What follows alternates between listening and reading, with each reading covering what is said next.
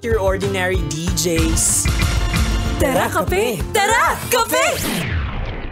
Gagi pare, feel good to. Awa! Konyo Bicolano!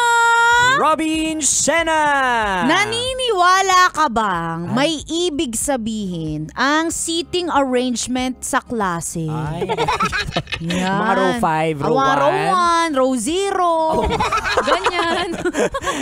Well, noon oo. Naniniwala talaga ako na parang pag row 1 ka talaga, a bright future ahead of you because you're so talino and all. Kapag row 3 ka, you're be the negosyante and all. Pag row 4, row 5, medyo madilim na ang kinabukasan mo. Ayan. Oo. Pero real talk ha, Awa. hindi porke mataas yung grades mo noon, ikaw na yung pinaka super asensado and all. Madalas, Awa. kung sino pa yung row 4, row 5, siya ang pinakamayaman ngayon. Totoo. At saka diba? alam mo, totoo yung sinabi mo, Konyo Bicolano, base sa mga naging kaklase ko, yung mga nasa row 1, yung mga akala mong tahimik, mababait. Oo, mga angel. Oo, yun ang mga unang nanganganak.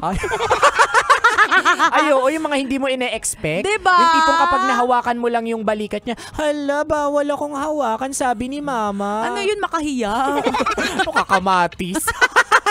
Ay, nako. Pero kahit ako, no, kung ako siguro magiging teacher, Yan. hindi rin ako maglalagay ng mga seating arrangement.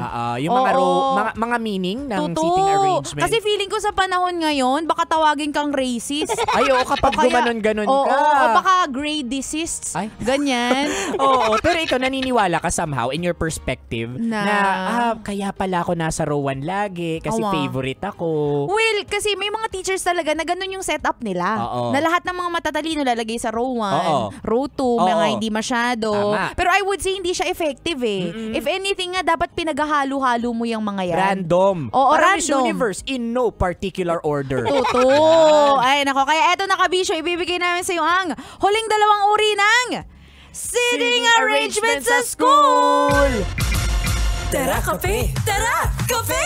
Ayan, punta tayo sa number 1. Inot. Muna, ito ang mga competitive na nasa harapan. Okay, class, dahil bagong grading term naman tayo, magpapalitan tayo ng upuan. Ay, ma'am, okay na po ako dito sa harapan bilang ako lang naman yung pinaka nakikinig sa klase. Hala, yan na naman siya, bibukid na naman. Ano yon? May sinasabi ka, Mar? Wala. Hindi, may sinasabi ka. Sabi mo, grade conscious ako. Wala At naman ang least sinabi. ako, may pake sa kinabukasan ko. Uy. Ikaw, Wala. puro ka laro. B, puro ka anime. B, puro ka bold. Wala ka ng pag-asa, B. Sinasabi ko sa'yo. Grabe ka, boy. Sakit mo naman magsalita, boy. Jessa Mondragon! Ikaw bata ka, hindi ganyan makipag-usap sa kaklase ha. Aanhin mo ang mataas mong grade kung hindi naman maganda yung ugali mo. Doon ka umupo sa likod, sa tabi ng CR. Ma'am, malabo po ang mata ko. Tsaka mahina po ang pandinig ko. Tsaka maliit po ako. Tsaka maasim po yung mga tao sa likod. No. Mar, dito ka sa harap, Jessa. Doon ka sa tabi ng basurahan. Ayan. Ito, yung mga nasa harapan talaga, ito yung mga pinambabato natin sa math quiz, spelling, yung mga quiz B. Totoo. Yan mga competitive yan. Yung kapag hindi sila yung napili, ang napili ay mga taga row 3, row 4, row 5, kukwestiyonin, bakit hindi ako yung napili? Oo, kinabukasan yung mga magulang nila Ay, oo. pupunta na ng school. Oo, at alam mo, ang dala ng mga magulang. Ano? It's either pansit or kapag mga nakakaluwag-luwag electric fan. Ay, oo. Uy, pero maliban sa pansit at electric pan, naranasan ko nagdala ng abogado. Ay, totoo yan? Oo, ganun ka-competitive yung mga nanay ng taga row 1. Ay, grabe ha. Uy, pero mga nanay, kalmahan nyo lang. Dapat experience ng mga estudyante, Kaya hindi nga, kayo. kayo na lang kayong pumasok sa school ulit. Kawawa. Anyway, that's number 1. Puro tayo sa last but not the least, number 2. Ay, panduwa. Yung totoo. Ang dalawa pala. Kailangan mo na bumalik sa school. Hindi mo magbilang. Number 2. Pangadwa, ito ang mga boys at the back. Good morning, class. Good morning, Miss Jessa. Welcome to Section Makopa. Grabe boy. Boys at the back! Anong nakakatawa? Ingay-ingay, ibahagi nyo yan dito sa klase. Ano? Wala po, ma'am. Sorry po. Hindi! Sabihin nyo, para naman hindi lang kayo nag-e-enjoy dyan. Wala po talaga, ma'am. Pumunta kayo dito sa harapan kung ayaw nyong puntahan ko kayo dyan.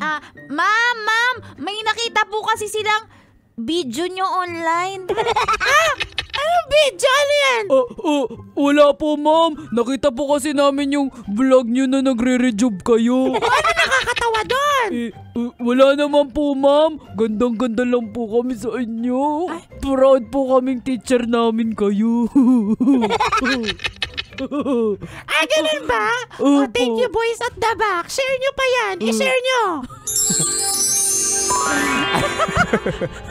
Napaka-narcissistic ng teacher na to. Ayoko maging teacher to si Jessa eh. 'Di ba? Oy, pero ito yung classic at hindi talaga matatawaran na linyahan ng mga teacher, yung boys at the back. Ayan. Pero alam mo, Konyo Bicolano, kung magiging teacher ako, ayoko maging content creator. Bakit? Hindi ako magpo-post ng kahit ano tungkol sa akin. Kasi feeling ko mawawala ng respeto yung mga estudyante ko sa akin. Ay, totoo yan.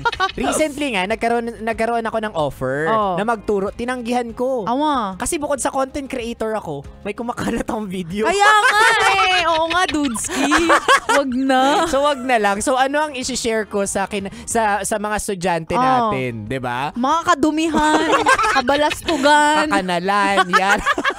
Ay nako, anyway Kabisyo, kung di mo naabutan ng usapan namin ito at gusto mong ipa-shoutout yung kaklase mong namimiss mo na.